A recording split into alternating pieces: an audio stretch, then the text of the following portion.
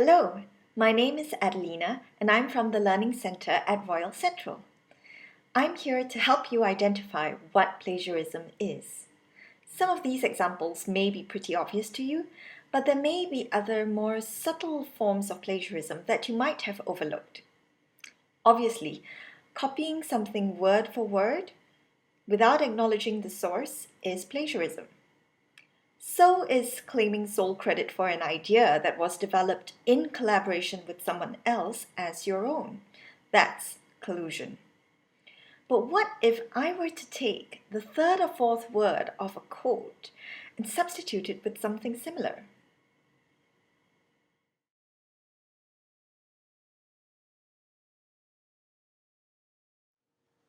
Yeah, that is inappropriate paraphrasing and is definitely considered plagiarism because I didn't come up with the original material and there's no way of telling if I really understood it. But what if I were to copy part of my work from another unit but not mention that I've used the same idea somewhere else?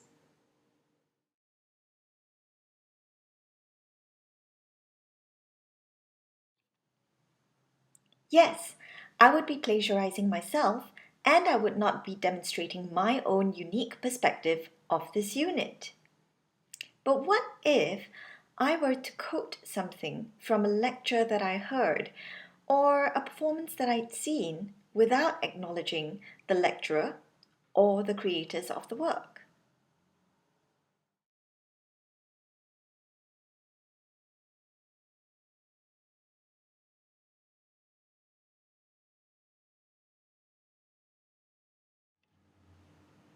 Yes, that would be plagiarism because I'd be taking someone else's idea and passing it off as my own. The same goes if I were to borrow lecture notes from a friend and quote them without citing the lecturer. According to plagiarism.org, the definition of plagiarism is the reproduction or appropriation of someone else's work without proper attribution, passing off as one's own work the work of someone else. There are many more types of plagiarism at the link below, and I would highly recommend that you take the time to read it to get a better understanding of what plagiarism is.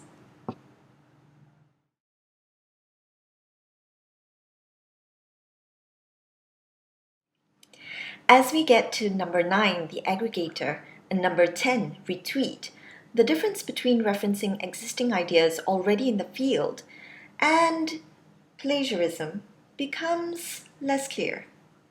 How then can one avoid plagiarism?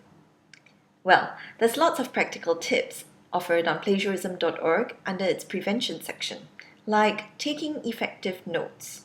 Basically, noting down the author, the year, and the page as you are reading, not waiting until you write your essay to find it.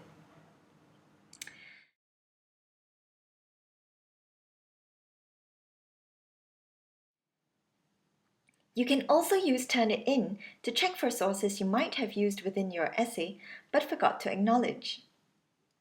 Turnitin also checks your essay with essays submitted by other students for similarities, highlighting them so you can fix them.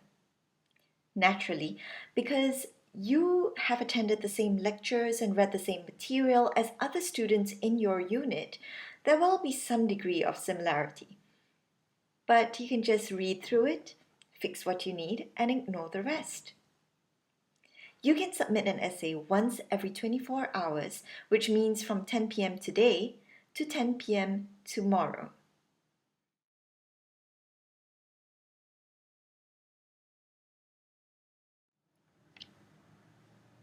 If you'd like to reference an idea you heard in a lecture or a game that you played in class, do check with your tutor and follow Central's academic referencing guidelines found via LearnZone on the Learning Center page under Learning Skills Resources, Writing.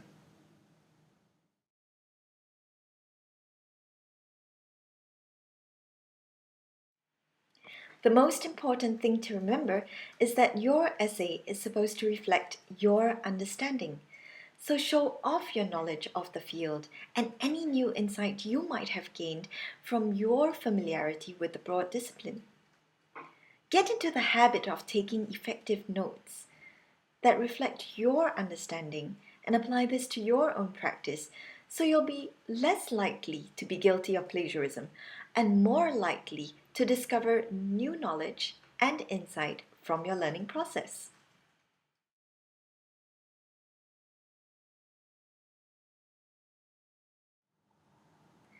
Thanks for taking the time to watch this video identifying different types of plagiarism. I hope you found it useful.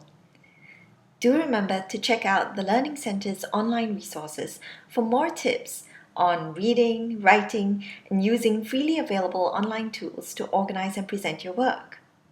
You can also book a seat at our next group session via our group sessions page on LearnZone.